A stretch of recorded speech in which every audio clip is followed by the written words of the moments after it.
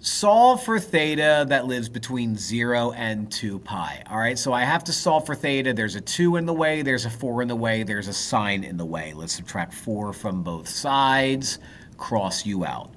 Drop down 2 sine theta equals -1.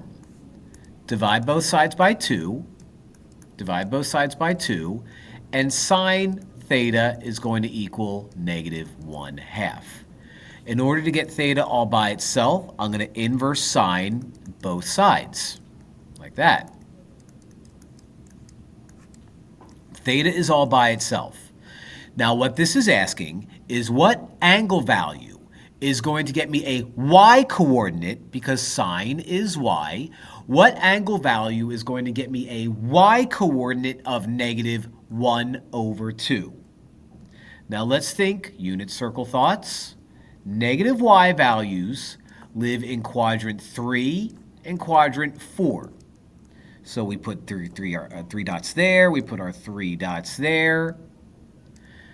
The y values of -1/2 live on the dots closest to the x-axis. So here and here. The angle value associated with this dot in quadrant 3 is 7 pi over 6. The angle value associated with that dot in quadrant 4 is 11 pi over 6.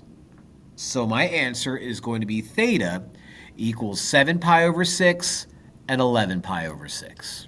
The answer is B.